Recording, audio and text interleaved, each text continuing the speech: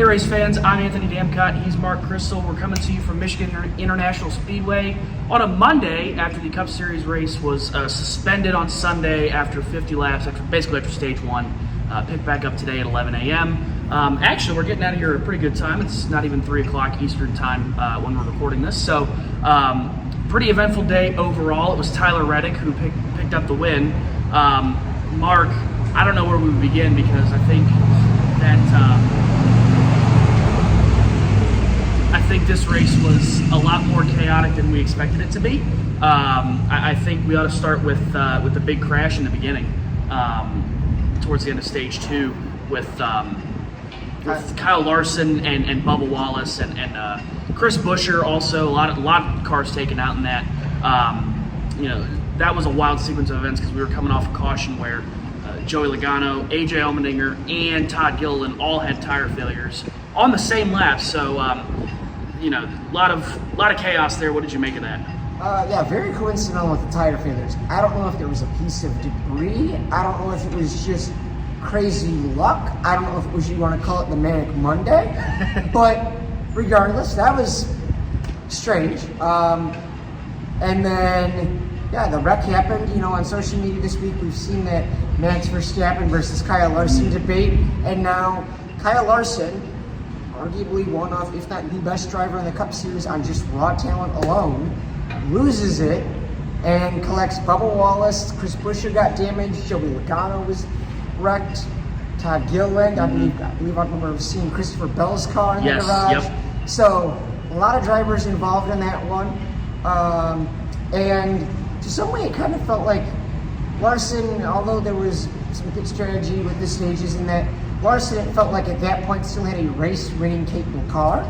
So now he is out. For Logano, back-to-back unfortunate bad sequence of events for him there. Yep. After a week at Richmond where he was in the headlines for same thing, sequence of events gone wrong for him. And yeah, it ended stage two and it gave Kyle Busch, who had a really nice run today, gave him the stage two win.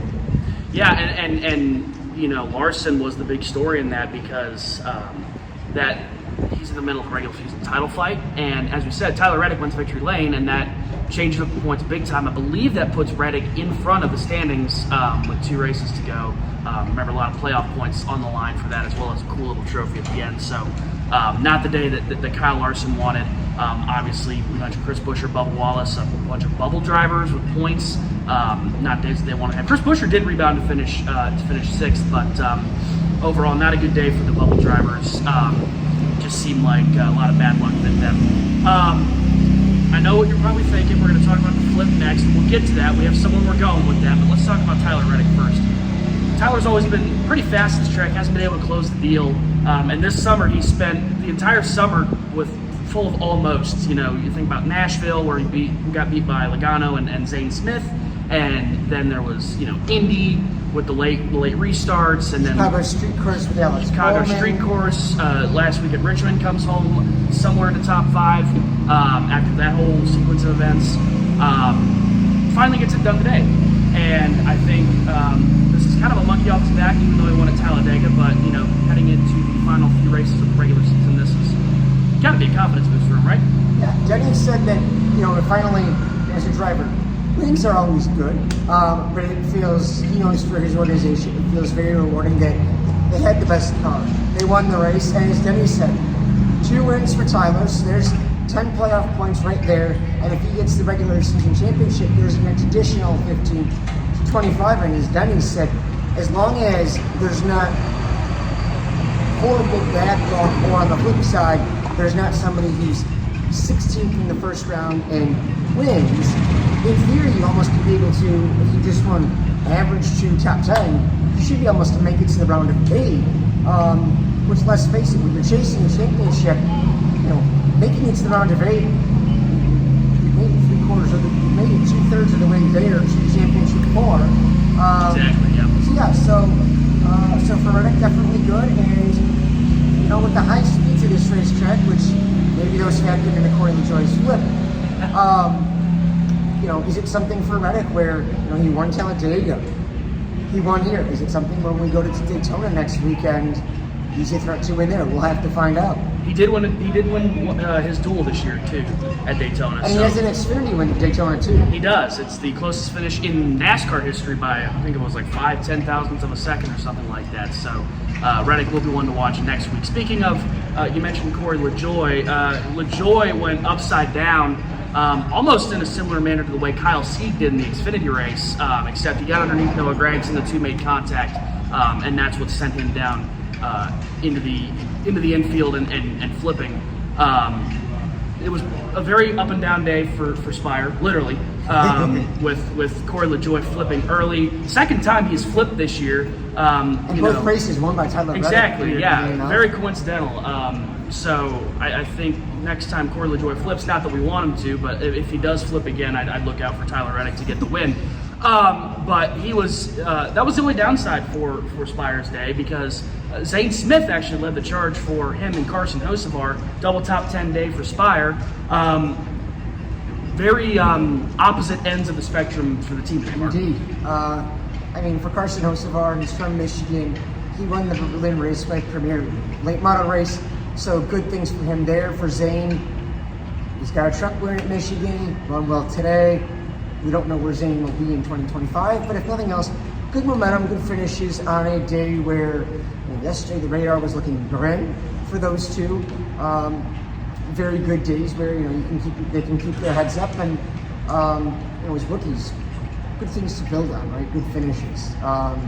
So we'll have to see for that. And they were some of the drivers who had good days, such as Kyle Busch, who you spoke to. Mm-hmm. Yeah, Kyle Busch finally finished a race where he feels like he should have. He went up front, really at the start of stage 2. He went up front, led a bunch of laps, I believe it was 24 laps today, and was in the top 5, top 10 all day. And then a bold pit call from Randall Burnett, his crew chief, to take 2 tires on the final green flag pit stop allowed him to keep that track position, and even through the overtimes he came through and finished 4th. So a very good day for him. I guess we say double Spire top 10. I guess you call it double Trackhouse top 10 too, with Zane Smith technically is a Trackhouse driver driving for Spire. Right behind him was Daniel Suarez in 8th. So a really good day all around for a bunch of drivers. And then you had Ryan Preece in 11th, Noah Gragson 12th, Harrison Burton 14th. So good day for the Ford drivers, and it really wasn't a race of attrition either. So it was a day that drivers just found their way to the front when it mattered, and got good finishes. Yeah, absolutely.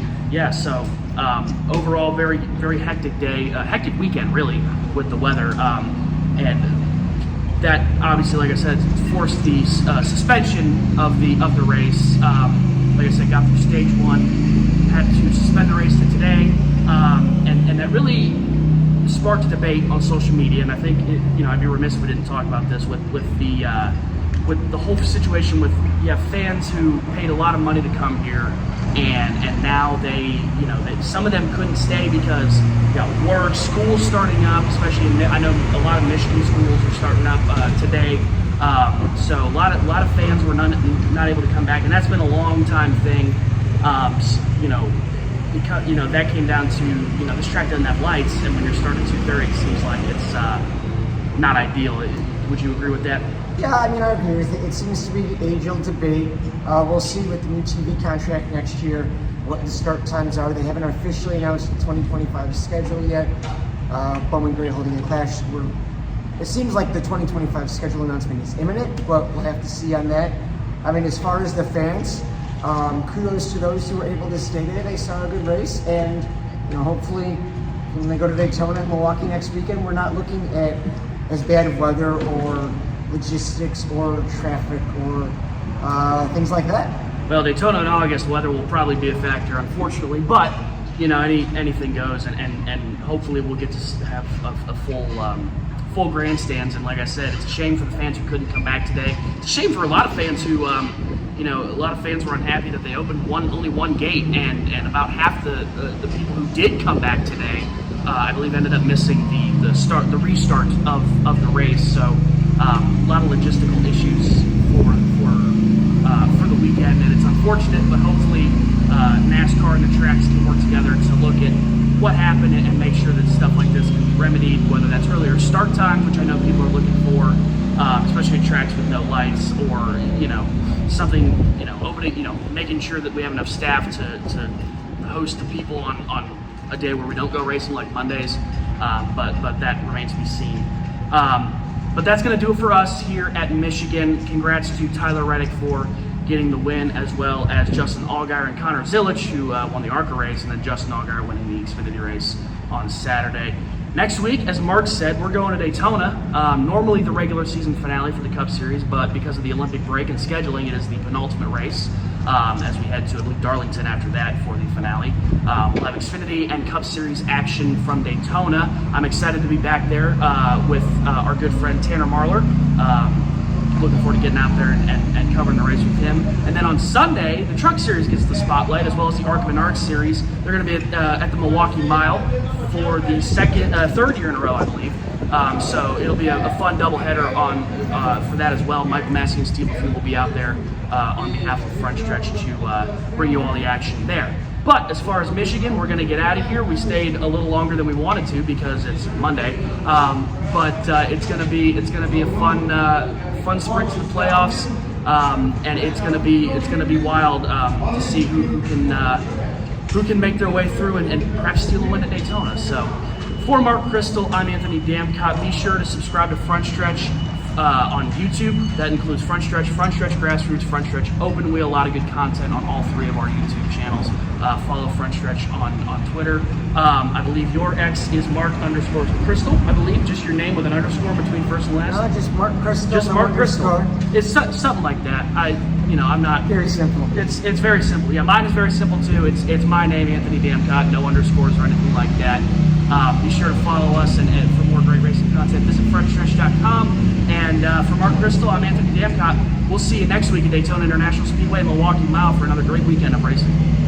Steven Stump of Frontstretch.com here. Come back for more great racing videos, and if you like us, don't forget to hit that subscribe button.